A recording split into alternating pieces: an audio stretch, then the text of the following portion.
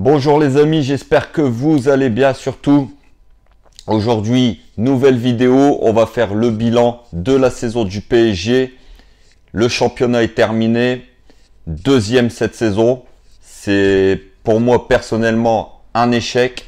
On va y revenir après, je vais vous expliquer pourquoi. Donc voilà, sur les 4 trophées mis en jeu, on en a pris 2 sur 4. On a pris le trophée des champions contre l'Olympique de Marseille.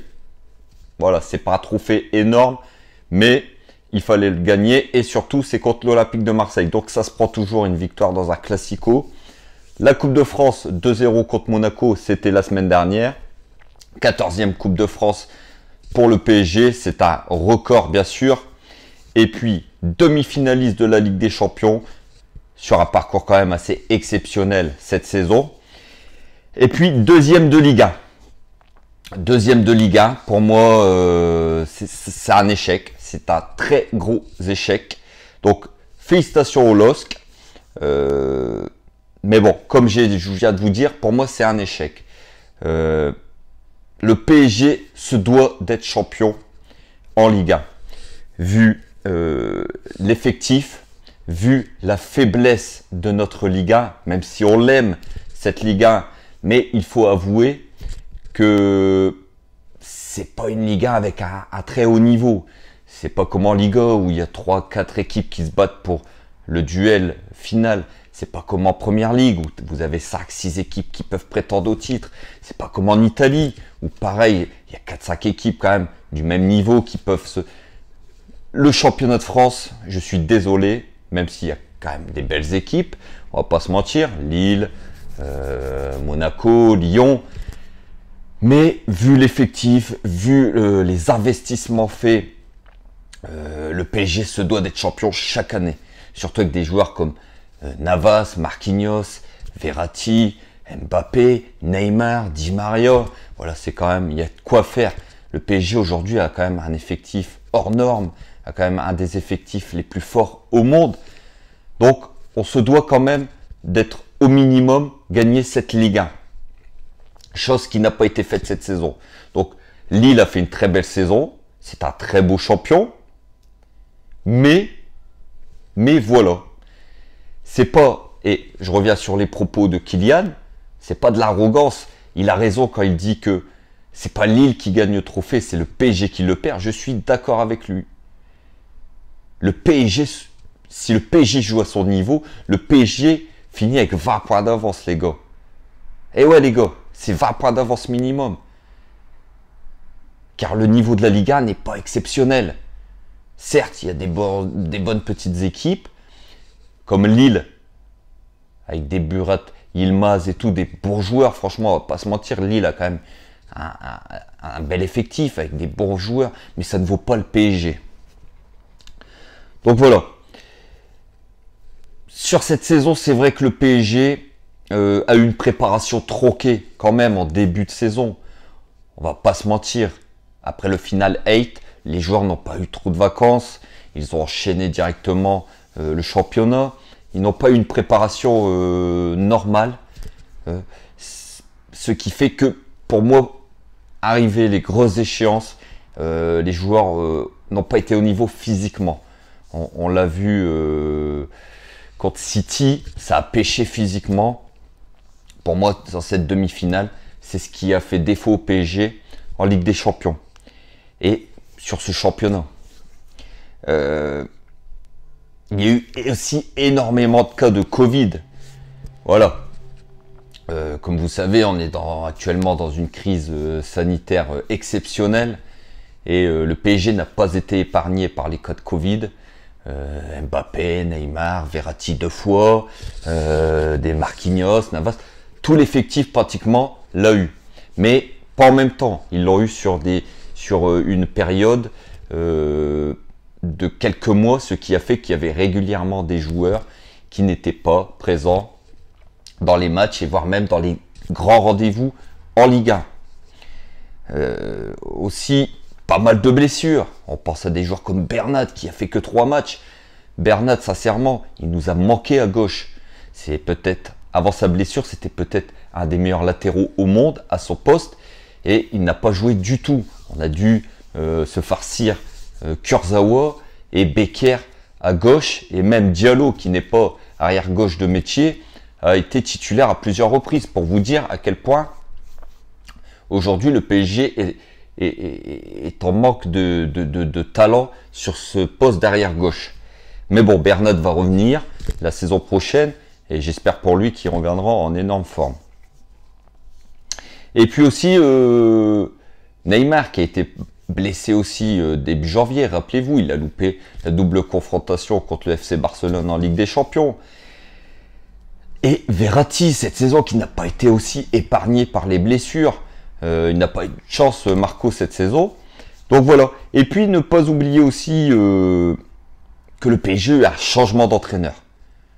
Tourelle, dans cette première partie de saison, franchement, ça n'a pas été tout rose. Il a laissé le club 3e avant son départ. Il faisait un peu n'importe quoi tactiquement. Je pense que Tourelle était arrivé au bout de son histoire avec le PSG. Il a laissé quand même le club et pas mal de joueurs quand même mentalement et psychologiquement à la dérive. On va pas se mentir. Pochettino a eu un énorme boulot à faire sur le mental des troupes, le mental de certains joueurs qui étaient psychologiquement, pour moi, très atteints. Mais ce n'est pas une excuse de ne pas être champion en Liga. Et ouais les gars, ce n'est pas une excuse. Même si le PSG a eu énormément de mésaventures cette saison, c'est toutes les équipes qui ont été à peu près dans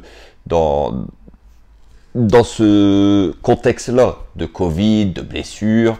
Il y a eu d'autres équipes qui ont eu des changements d'entraîneur. Donc ce n'est pas une excuse. Aujourd'hui, quand on est le PSG, on se doit d'être champion de France en Ligue 1. Je suis désolé. N'hésitez pas d'ailleurs à me dire en commentaire ce que vous pensez de cette saison. Est-ce que pour vous c'est une saison mitigée? Est-ce que c'est une saison moyenne du PSG? Est-ce que c'est une saison réussie malgré cette deuxième place en Ligue 1? Dites-moi ce que vous en pensez. Donc voilà. Cette saison, on a eu aussi énormément de défaites à domicile. Chose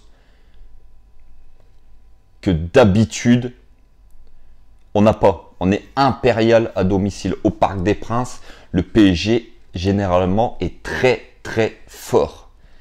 On a déjà eu des saisons auparavant où le PSG ne perdait pas un match de la saison à domicile. Cette saison, ça a été 5 défaites, les gars. 5 défaites à domicile. 5 défaites. N'oublions pas les défaites contre Lille, contre Marseille, contre Lyon, la défaite contre Monaco et la défaite contre Nantes qui a fait très très mal aussi. Donc voilà, pour moi aussi, une défaite qui a fait énormément de mal au PSG cette saison, c'était à l'extérieur, c'était à Lorient, quand on perd 3-2. Je pense que mentalement, les troupes ont été atteintes. Mais bon, vous voyez que on n'est pas champion pour un point, un seul point. Malgré toutes ces défaites, malgré tous ces matchs nuls. Ça prouve que le PSG en avait, franchement, le PSG en avait encore sous la pédale. Quand on voit que on dit que Lille a fait une saison exceptionnelle, et blabla, et blabla, et blabla. Avec tous les défaites, tous les matchs nuls, le PSG finit qu'à un seul point de Lille. C'est bien la preuve que le PSG pouvait être largement champion. Maintenant, un point, quand on pense à la double confrontation contre le LOSC, on fait match nul à Lille 0-0, on perd 1-0 à domicile. Voilà, ça s'est joué à ça. Ça se joue à des détails à ce niveau-là. Et Lille a su faire la différence dans cette double confrontation contre nous. Et aujourd'hui, on peut s'en mordre les doigts. Donc voilà. Le PSG n'a pas été assez régulier pour être champion. Il faut l'avouer. Lille a été plus régulier que nous. Donc, encore une fois, félicitations au LOSC. Félicitations aux Lillois. Et on se retrouve la saison prochaine. De toute façon, il y aura un match Trophée des Champions contre Lille au mois d'août, je pense, juste avant le championnat. Et on réglera les comptes, bien sûr, hein, avec Lille, en espérant gagner ce Trophée des Champions. Cette saison, on a quand même fait une saison. Donc voilà, je mets de côté le championnat. Hein. On a fini deuxième. Pour moi, c'est un échec, même si Pochettino juge que ce n'est pas un échec pour le PSG de ne pas être champion. Pour moi, c'est un énorme échec de ne pas être champion en Ligue 1. Donc voilà, le championnat, on le passe. On va parler un petit peu du parcours de la Ligue des Champions cette saison qui a été exceptionnelle pour moi. Franchement, on a très mal commencé dans les poules. On pensait même qu'on allait se faire sortir des poules, même peut-être jouer l'Europa League. Ça ne s'est pas déroulé comme ça. Le PSG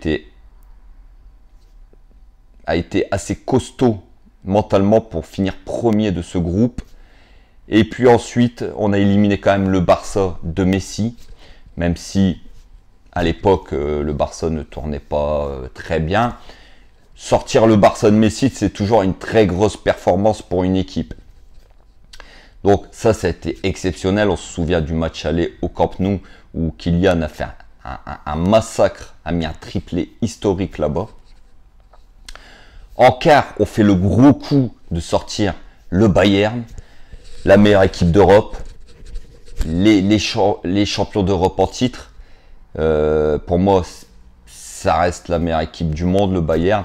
Et on a quand même fait le gros coup de les sortir, d'aller s'imposer à Munich 3-2. On perd le retour 1-0, mais en livrant quand même une prestation incroyable, où on avait tapé pas mal de fois les poteaux, les barres. On méritait 1000 fois de gagner ce match-là. Et on a mérité notre qualification pour les demi-finales. Malheureusement, comme vous savez, on est tombé contre une équipe de City chirurgicale, avec des individualités incroyables. On pense à De Bruyne, on pense à Mahrez, qui ont été exceptionnels sur cette double confrontation. Voilà, on est tombé sur plus fort que nous en demi, il faut l'avouer. On n'a pas été au niveau. Physiquement, on s'est écroulé et on n'a pas su relever le défi.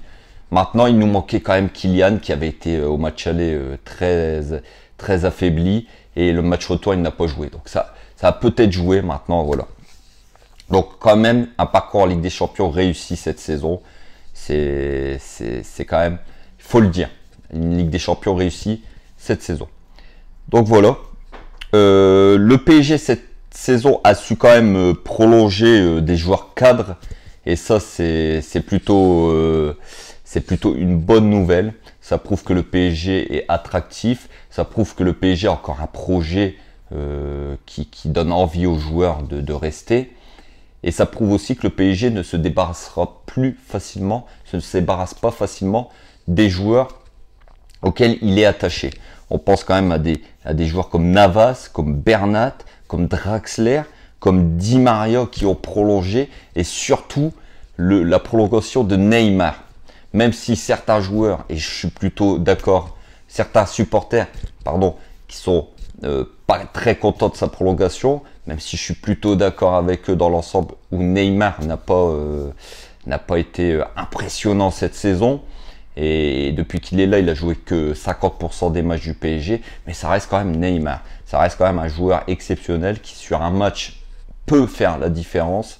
Et surtout aussi, niveau business, ne l'oublions pas, Neymar attire énormément de gens où les gens achètent des produits du PSG et ça fait du bien aux caisses, on va pas se mentir. Maintenant, sportivement, c'est quand même Neymar, c'est pas n'importe qui non plus, on a quand même un des meilleurs joueurs du monde dans l'effectif et à l'heure actuelle, ça se prend. Donc voilà les gars. Le cas Mbappé, aux dernières nouvelles, Kylian pourrait prolonger jusqu'à 2023. C'est les derniers échos que moi, pour ma part, j'ai. Je ne sais pas si vous avez d'autres échos. N'hésitez pas en commentaire à me dire si vous avez d'autres infos sur Kylian. Moi, je pense que Kylian va rester au PSG. D'ailleurs, le PSG quand même a un projet assez puissant. Quand on pense que, moi perso, le Real aujourd'hui, il est en pleine reconstruction. Il ne sait pas si son entraîneur va rester. Ils ont des joueurs cadres qui sont en fin de cycle. Je ne suis pas sûr qu'aujourd'hui le projet du Real est beaucoup mieux que celui du PSG, loin de là même. Donc voilà, le cas Mbappé, j'espère que ça va se décanter dans les jours qui suivent. Donc voilà, attention, Leonardo aura fort à faire au prochain mercato. Il va falloir rebâtir une équipe compétitive, une équipe plus solide avec des joueurs, surtout le banc, hein, parce qu'on a un banc quand même assez faible cette saison. J'espère qu'il va se débarrasser de pas mal de joueurs et puis qu'il va nous faire venir des joueurs de très bons coups, des joueurs, il y en a sur le marché, des joueurs gratuits ou des joueurs pas chers, mais il va vraiment falloir que Leonardo nous bâtit une équipe digne du PSG. J'ai confiance en lui. N'oublions pas qu'il a ramené depuis qu'il est là quand même des joueurs assez exceptionnels. Il a ramené des Cavani, des Ibrahimovic, voilà, des Lucas, des Pastore, des Thiago Silva, des Marquinhos. Il en a ramené Leonardo, donc on peut lui faire confiance sur ça. Donc voilà. Donc dans l'ensemble, pour ma part, on a eu à faire une saison mitigée à cause du championnat, bien sûr, qu'on ne gagne pas. Donc pour moi, ça reste une saison moyenne, une saison mitigée du PSG. N'hésitez pas à me dire, vous, ce que vous en avez pensé de cette saison. Ça m'intéresse fortement. Est-ce que vous pensez que le PSG a réussi sa saison ou le PSG s'est cassé les dents en championnat, donc fait que sa saison n'est pas très bonne, malgré le joli parcours en Ligue des Champions. Donc voilà les gars, comme d'habitude, n'hésitez pas à liker, plein de pouces bleus, ça fait toujours plaisir. Si vous n'êtes toujours pas abonné, abonnez-vous la famille, ça coûte rien, c'est gratuit. N'hésitez pas à commenter surtout, n'hésitez pas à partager. On se retrouve dans la semaine. Je ferai une vidéo mercato, les joueurs que j'ai envie de voir partir et les joueurs que j'ai envie de voir venir au PSG. Sur ce, passez une agréable soirée. Comme toujours, prenez soin de vous. Ici c'est Paris et Paris est magique les frérots.